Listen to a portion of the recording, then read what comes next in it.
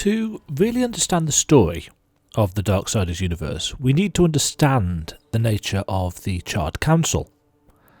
And the problem, as it stands at the end of the third game, is that we don't. We don't understand them, yet we do now know more than we did before Darksiders 3 launched. Most of our information about the Council comes from three sources. Cutscenes in the original Darksiders game, cutscenes in Darksiders 3, and the Abomination Vault novel. It is from this latter stockpile of lore that I shall be drawing upon most heavily in the first section of this video. The introduction to Darksiders states that the Charred Council are an ancient entity, just like a government or a group is an entity. It's not a singular being, charged by the creator to uphold balance in the universe. At some point, eons past, they were drawn to the constant warring between heaven and hell, who some might regard as the embodiment of that conflict between order, represented by angels or heaven, and chaos, represented by the forces of hell, the demons.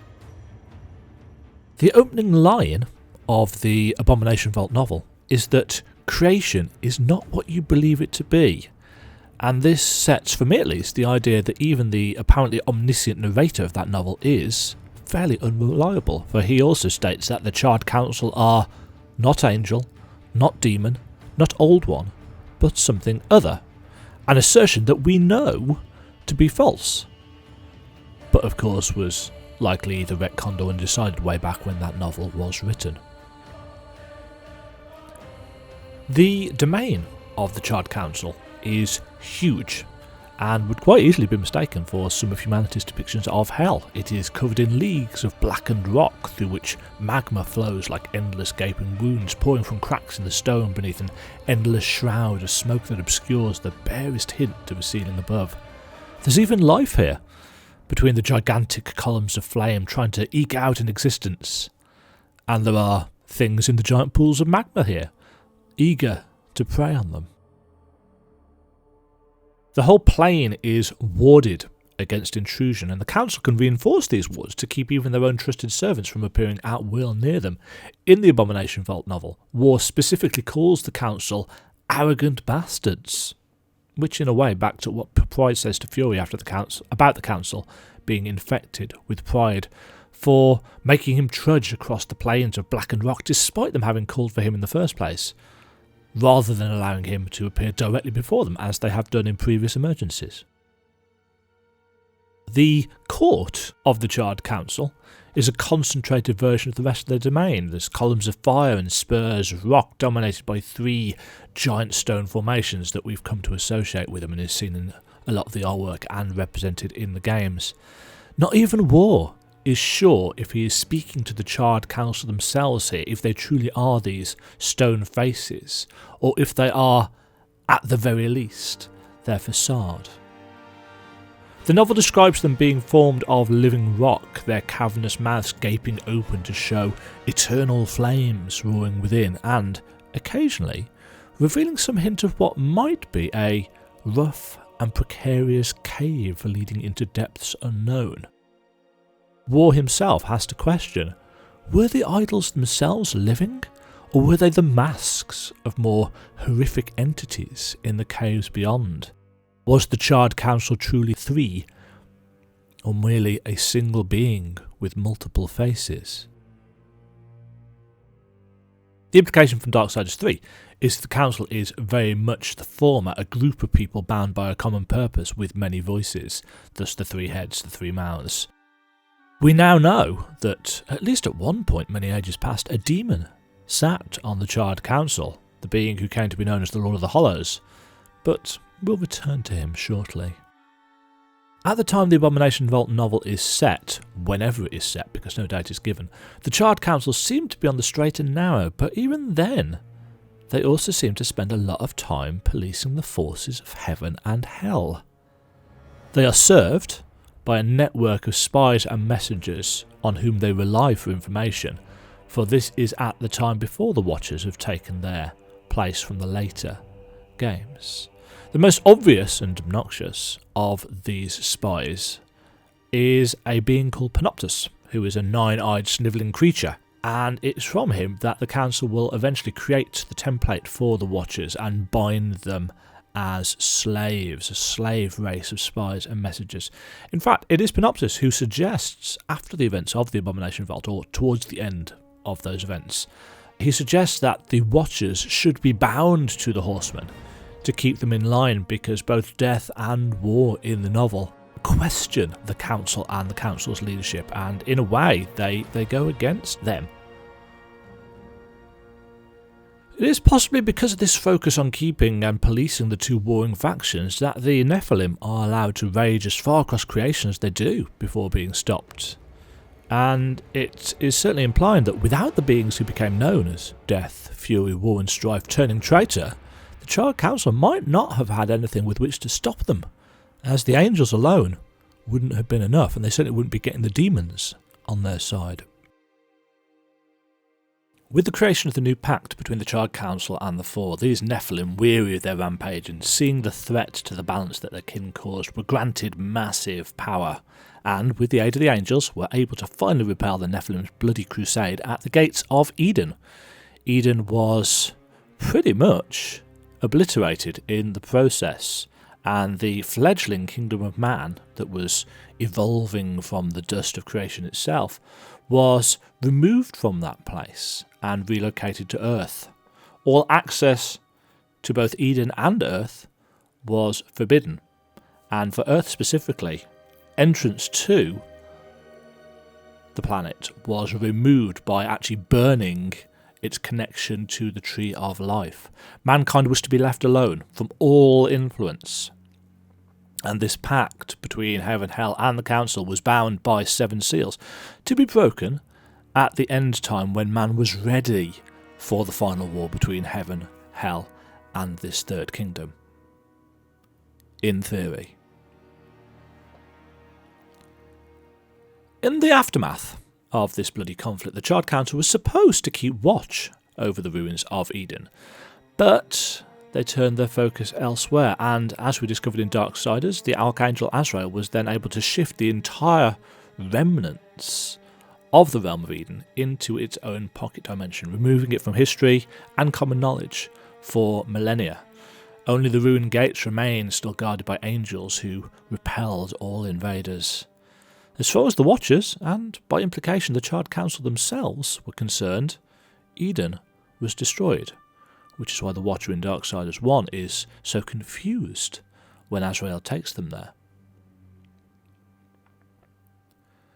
With their 4 enforcers in place and the Nephilim destroyed, or so the council believed, they were unaware that Death had not destroyed the amulet in which he kept his brethren's souls, the council returned their attention to the uneasy truces between heaven and hell, and in doing so, they quite possibly missed what happened with Absalom and the growing darkness, the corruption that began to infest creation.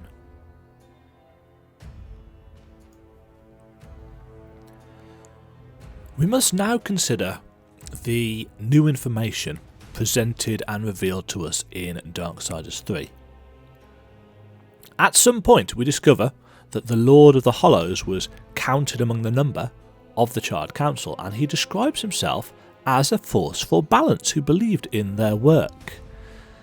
After eons, however, he became disenfranchised, became frustrated with the Charred Council and their direction. He came to realise that they paid only feeble lip service to the concept of balance, and yet had repeated their mantra so often that they could convince themselves that basically everything they did was in service to the balance. Their own sense of power and purpose had corrupted them, made them blind, made them oblivious to outside reason. They don't even realise how far they've fallen from their original goals thanks to this dogmatic self-righteousness and pride in their own accomplishments. The Lord of the Hollows asserts that the Council had become so focused on policing heaven and hell that they simply didn't account or care much for the kingdom of man beyond the creation of the seals. They left them to it, allowing all manner of things to fall outside their notice, until we can infer the rise of the 7 deadly sins. The nature of the sins is never really explained, but in the context of the third game, we do know a couple of things. Firstly, that their purpose is to corrupt humanity. Pride says that rather specifically after she falls. What is the purpose of the sins without humanity to corrupt? Secondly, we know that it took the 4 horsemen combined, all 4 of them, to imprison the 7 sins last time. So from this we can infer that at some point the Charred Council sent the 4 to capture the 7 sins and remove them from influencing Earth. But in the wake of the apocalypse starting and most of humanity being wiped out, what was the point in spending all of that power and energy keeping the 7 sins imprisoned? Without humanity to corrupt, the sins have no purpose. So the question arises, why should they not simply be destroyed? And that is a really, really good question. And there's no answer really given in-game. But there are some possibilities. I believe that because the 7 sins are still technically sentient life and they have a place and purpose in creation, they are still necessarily part of the riddle of sorrow, the divine plan, the creator's plan that the Lord of the Hollows talks about in the opening sequence of the game. So the council can't just outright kill them, they can't go and murder the 7 sins, just like they can't send war to Earth or any of the horsemen to Earth just to murder Abaddon for breaking the seals at the start of Darksiders 1. They set war up and send him on a path of vengeance rather than just letting him outright murder people for what they've done, for how the angels and demons have both broken the pact.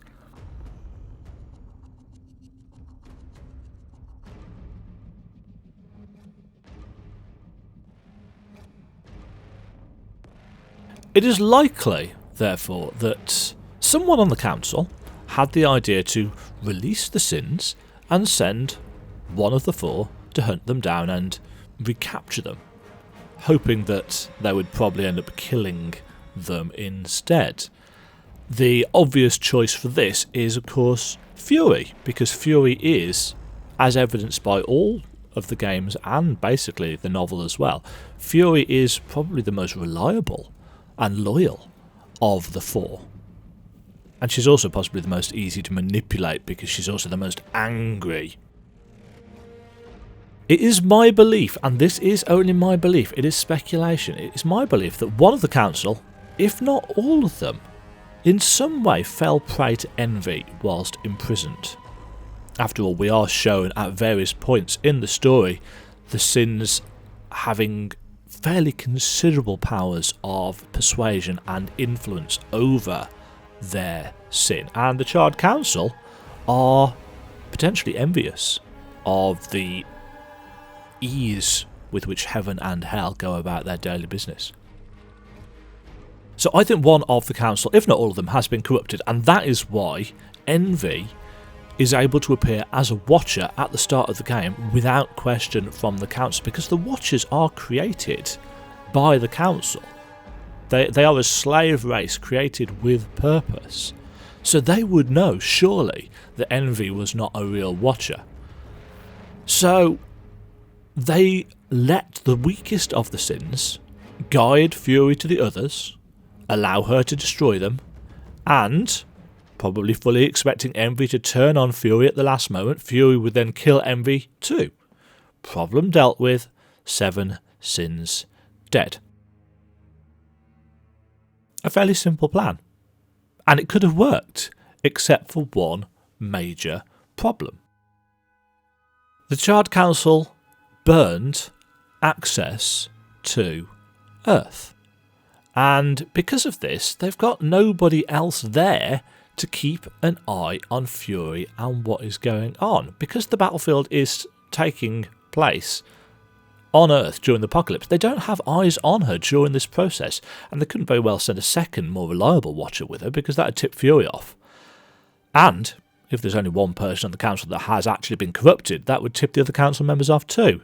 So because of this, Envy is able to set Fury up with a talisman to capture the sins, because the council don't send Fury down with any kind of method to capture them. They just assume that she's going to kill them instead. Envy is able to set Fury up with the talisman to capture the Sims rather than having to outright destroy them, planning on turning on Fury at the last minute, as she does, and then using the power of the amulet to destroy the Charred Council, take their power, take Earth in the process. Because that is what Envy does. That is what Envy wants. She wants everything that she doesn't have. Or there's another possibility. Potentially, the talisman is a plant, because it is how the council themselves could control the power of the Seven without having to expend their energies in another way. Maybe they want the power of the Seven, but they don't want to imprison the Seven in the same way that they have before. Perhaps they expect Fury to succeed, not be duped by Envy to the extent that she is, and to recapture all the sins, then return the amulet to them, unquestioningly loyal, as she has been throughout history so far. We simply don't know. And a lot of people see this as a plot hole, but it really isn't. It is simply a piece of the puzzle that we haven't been given yet. That does not make it a plot hole. Plot holes go against the established logic of characters and story. This doesn't do either. It is something that we simply don't know. As an aside, actually, I'd also like to speculate that it is possibly the Council who, through manipulation, get angels to attack and kill Rampage, because this would make Fury angrier, as it does, and less prone to thinking things through. And thus, the situation, as things unfold, maybe wouldn't happen. But it doesn't work. That is, of course, rampant speculation. So, the Charred Council aren't on the level. They've allowed the apocalypse to happen. It seems they're setting up their own enforcers to fail. The question, the big question, is why? We don't know. The Lord of the Hollows has no insight for us in this regard. He hasn't been a member of the Charred Council. He was removed from their ranks quite some time ago. We don't know when. But there is perhaps one place that we can turn for some possible answers to this question. And that is the Dark Prince himself. The after credits cutscenes offer us very tiny insights into the grand schemes of who we assume to be Lucifer, depending on which after credits sequence in Darksiders 3 you get, because there are two. In the lesser of the two endings, the one that actually I got in my playthrough, Lucifer expresses frustration at the young one, Fury, plays nursemaid to mankind, but he isn't particularly bothered by this. He's not concerned. Fury can't really do much on her own. She is simply looking after the dregs of humanity. Humanity is basically wiped out. Abaddon rules over the earth. Heaven and hell are scrambling to take their place at the table. And that's an interesting turn of phrase. What table is he talking about? The negotiating table? Well, I don't think there's any evidence of that in the game. It is my belief that he is talking about that metaphorical table where scraps are distributed to lesser beings after or during a great feast. The implication is that the average, everyday angel and demon, heaven and hell, and it does imply here that Lucifer himself is kind of outside of that hierarchy.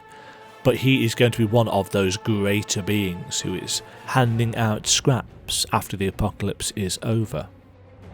He then proclaims that the council works against the very balance they profess to uphold, and that corruption will soon overtake them all, and that only he shall remain. Since this game is set before Death deals with the corruption spreading from Absalom, is this what he's referring to? We don't know. We do know, however, that corruption is generally in Darksiders 2 capitalised, and it is not here. Whatever he's referring to, he certainly seems to be staying back and playing the ultimate long game, and in this ending is happy enough with the results. In the game's second post-credit possible ending, Lucifer is much less happy. He calls Lilith a fool, reprimanding her for failing to silence the traitor, the Lord of the Hollows.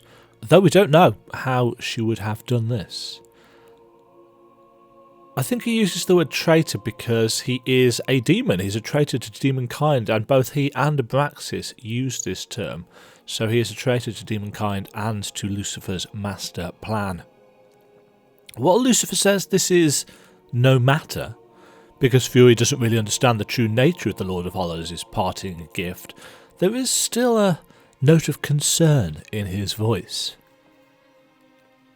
He then states what he believes is going to happen next, that the council will deliberate this turn, will send war to Earth where the final seal will be broken, and he will revel in the ensuing chaos, as the Four Horsemen, all now probably fully aware that the Charred Council have in some way, shape or form betrayed them, and there will be chaos. It's interesting that he seems to possess a similar gift of foresight to what Samael presents in Darksiders 2 when Death goes back in time and makes some reference to things that are going to happen to war in the future. The council needing to deliberate this turn of events is the most interesting bit. It implies that their plans have, if you'll excuse the pun, gone to hell, and that they only pull War's soul back from the abyss it is imprisoned within because Fury has failed to provide them with the power of the Seven Sins, and she now possesses the power of the Hollowing, a multitude of souls from across creation which could be used to empower humanity and potentially bring it up to an equal footing with a depleted heaven and hell post-apocalypse. The Lord of the Hollows does say that the whole point of this hollowing is because of a lifetime of complicity, a penance for what has happened to humanity. Lucifer knows that heaven is losing the war, but if humanity were to arise, then his desire for chaos, for a final victory over the angels, the embodiment of order, would fall apart. After all, the chances are that humanity would side with the angels. Fury, when visiting the cathedral, makes a note that humanity is obsessed with the iconography of heaven and hell, and we know from our own experiences in this world which side they generally favour. The big question is, why did the Charred Council truly send War back to Earth? Do they fully expect him to die, depowered as he is, at the hands of heaven and hell, who both hunt him? Are they that arrogant that they believe without the power they invest in their enforcers that he has no chance? Arguably, yes. Lucifer certainly seems to believe that they are making a mistake, that they are underestimating War's resolve, that they are not as powerful or insightful as they believe. And he truly believes that, in the end, the Charred Council, whatever their true motivations are, will ultimately fall.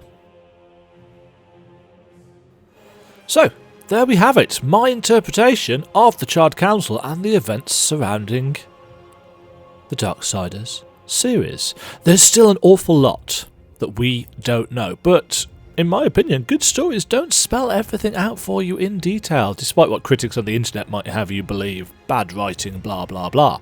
Good stories don't insult your intelligence. They let you fill in the gaps for yourself. Speculation is fun. Thanks very much for watching. If you enjoyed the video, hit the thumbs up and consider subscribing. Remember to ring the bell to be notified when new videos go live. And until next time, toodle pip.